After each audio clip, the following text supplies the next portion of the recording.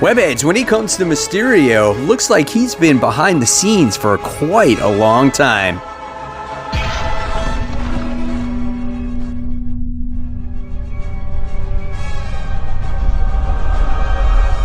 Hey, all my webheads out there, welcome back to Comic Book Corner 2.0, and fans, I am your host, Mike Spider Slayer, always helping you make decisions on what comics to buy.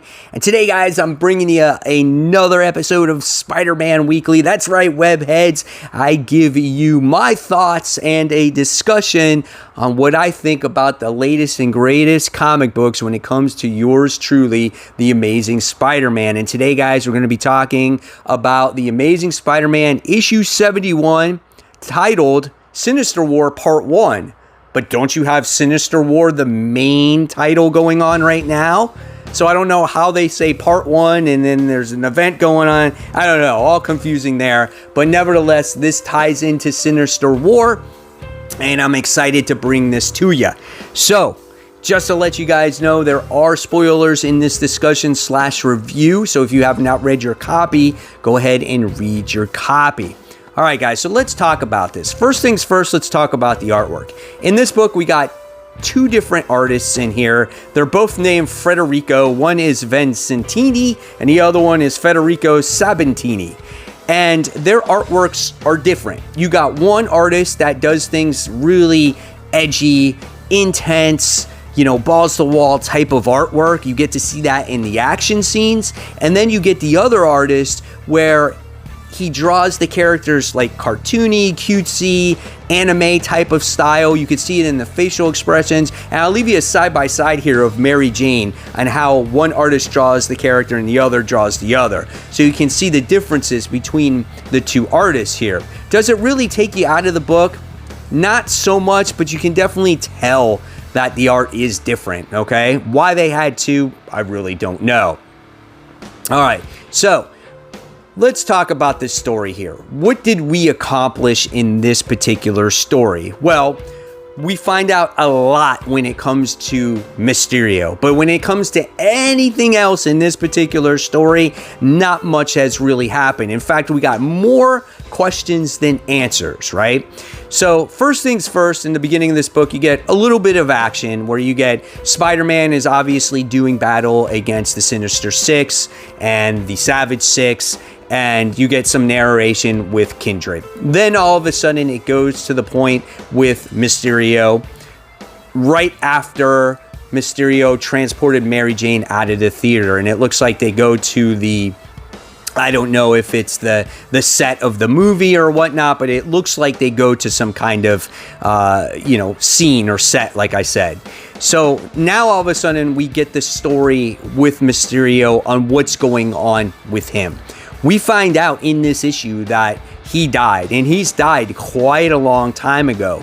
But he's been following Mary Jane for a very long time. And as the reader, you're like, oh my God, he has posed as an actual therapist for Mary Jane, right? When Harry Osborn died. And the reason why he's actually tracking Mary Jane all this time is because he made a deal with Kindred. Kindred brought him back to life, and it looks like that he has to hand deliver Mary Jane to Kindred, right? That looks like the deal that he struck with him in order to bring his, bring him back to life, and that he actually has to team up with Dr. Octopus and the Sinister Six at the same time. So that was what you got out of there, because you wind up seeing Kindred actually capturing Mary Jane. So he held his end of the bargain. He's got quite close with Mary Jane over this time period, right? But Mary Jane was clueless that Mysterio was posing as the Doctor and behind all these scenes. So that made it quite interesting. So you got that answer there when it came to Mysterio, and that's why you have the whole Mary Jane series with Mysterio and stuff.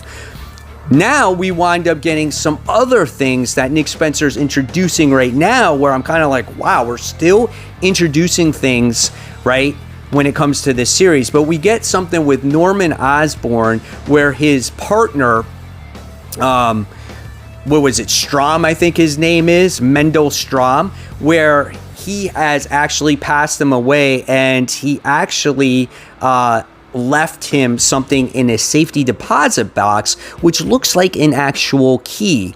And you wind up seeing Norman take the key, fly wherever, and goes to a certain point, but you don't ever see him ever again in this particular issue. So you're like, okay, well, what is this key? What does it unlock? You know, and how does Strom fit into all this situation?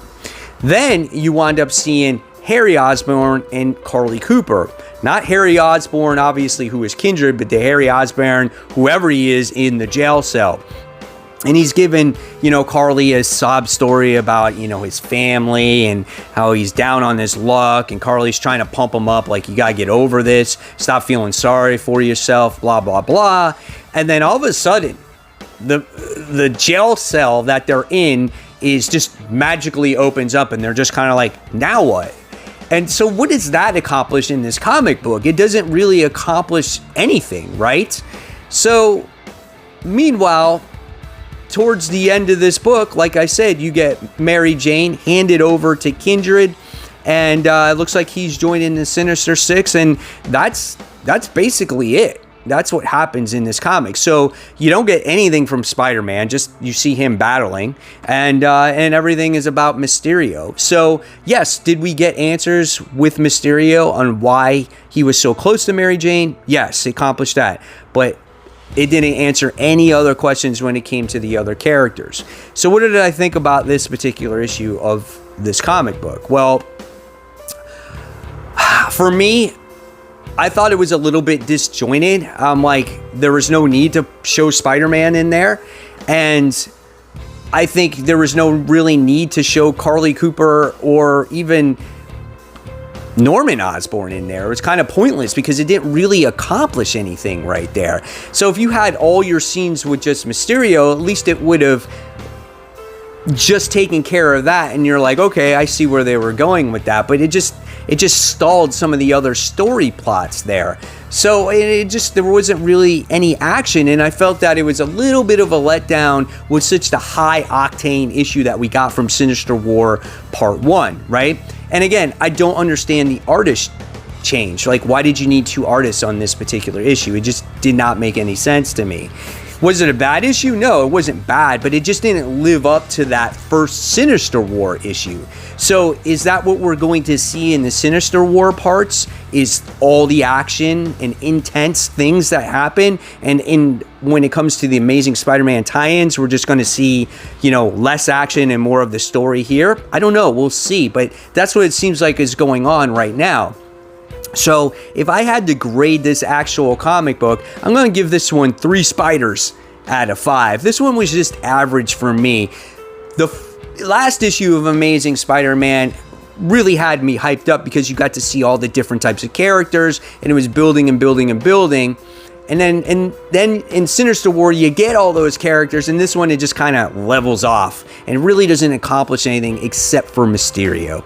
So yeah, like I said, 3 out of 5 for me. Now I want to know in the comments below, what did you guys think of this issue of Amazing Spider-Man? Did this one kind of bum you out a little bit, right? So let me know all that. And if you like this video, please give it a thumbs up, subscribe to the channel. Don't forget to hit that bell. I'll leave you more content right here. And until next time, guys, enjoy those comics. I'll see you real soon. Bye.